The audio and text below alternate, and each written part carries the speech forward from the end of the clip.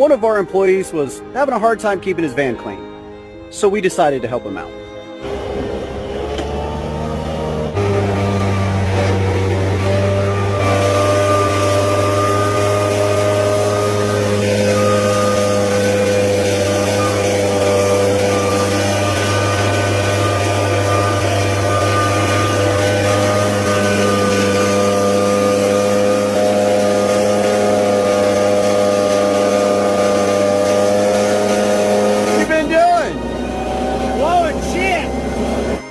The vehicles at our company go in a pecking order. The person who keeps their vehicle in the best shape gets the best vehicle, and the person who keeps their vehicle in the worst shape gets the worst vehicle.